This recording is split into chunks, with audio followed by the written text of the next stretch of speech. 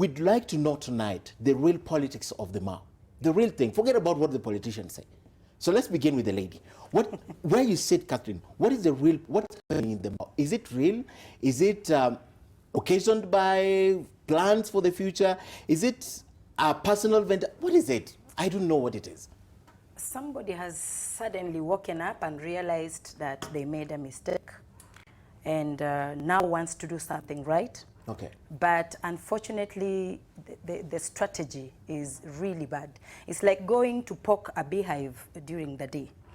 If they really meant well, they would have had an option, like set up social amenities for these families and evict them to homes, schools, hospitals, and not just suddenly wake up and say you have to go.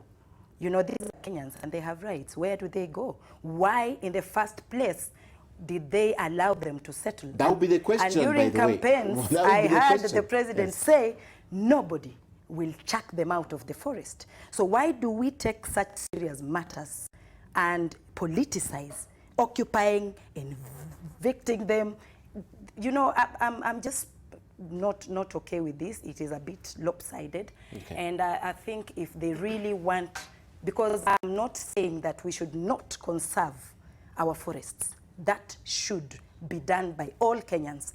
But now that we already have mothers there and children, families, there must be a way of considering how they should be gotten out of the forest. Okay. Yes. So getting them out of the forest is not a question that needs an answer. It's how they should be gotten out of the forest. Yes. Let me speak to Charles. Charles, what she's saying is correct, but my question is, why did we have to wait until they settled? Schools built, and they're concrete schools. They're not easy as matope, concrete schools, yeah, built deep inside Mau. Why did we have to wait? I think we are forgetting where we've come from. We are a country of impunity. I mean, it's only now that we started seeing things changing a little bit. You've seen title deeds to everything. Everything and anything belonging to the government, to the public, being taken away by people and then title deeds issued. You've seen people losing their land, legitimate land to grabbers. And I think we must appreciate that where we have come from and where we are today and where we're planning on moving to is a totally different scenario altogether. Because if you look at the issues we are talking about, the fact that you have a title that was issued by a government office, naturally that should give you leeway to occupy that property.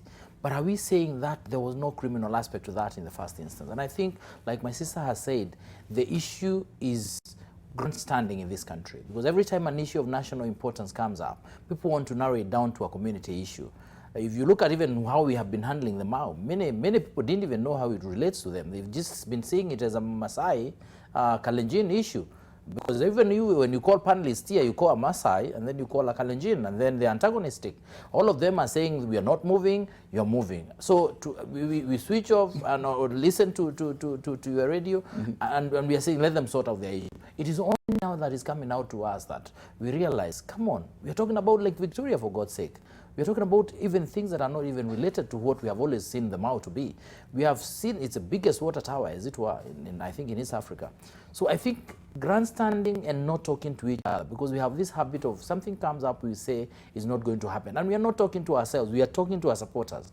Because they know right now leaders are being made as we speak. Others are being sustained by this kind of grandstanding.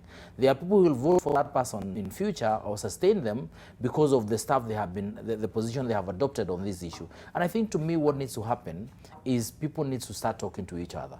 I think at the very high level we need people coming together, talking, discussing. The deputy president has not talked about this issue.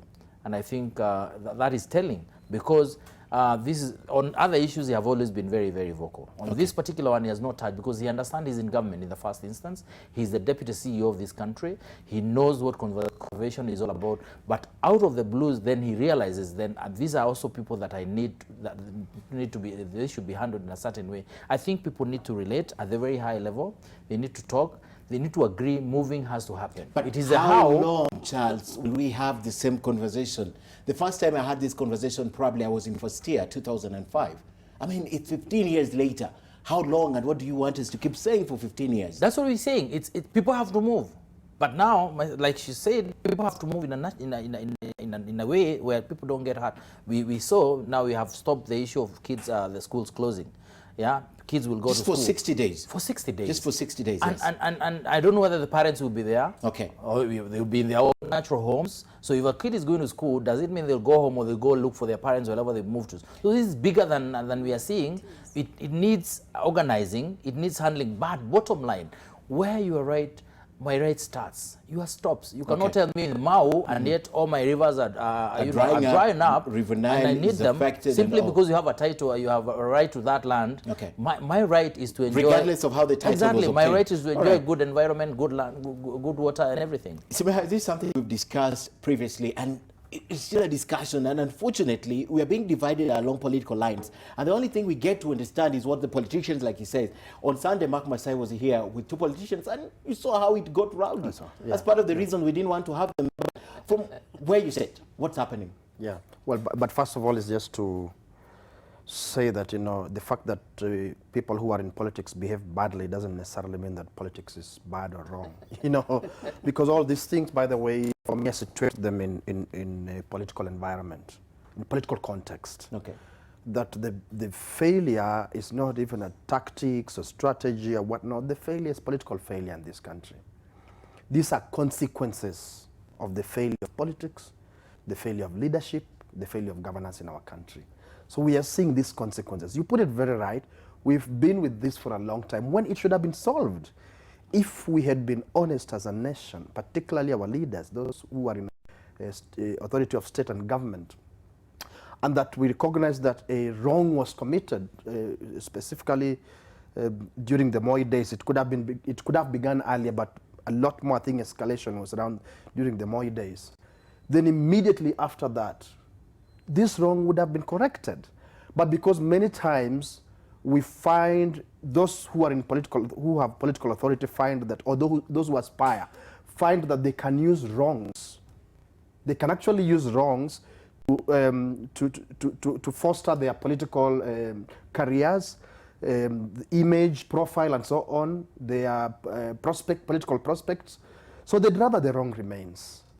But then the people I indict most are those in authority at any one time. It could be any party, political party at any one time in state authority or government. Those are the people I indict, because that is the person who needs to be consistent. How far back can you go with that indictment? How far back? President Moi? I think I said, but you know, this mistake, this offense, this mistake was escalated during the Moi days. Okay. You could go further back to even Kenyatta days. But in recent history, the escalation was most during the Moi days. I mean, as a very, very young person, when I began to learn and understand the meaning of politics in this country, I didn't expect much from Moi and his government. Yes, I didn't expect much, so no surprises. But from Kibaki, when Kibaki came into power with Raila, and you know, they came into power together, and Kenawori and so on, I expected things to begin to change. And we did see some things change where they had the will that things should change. But where they had no will, we saw them, you know, change completely.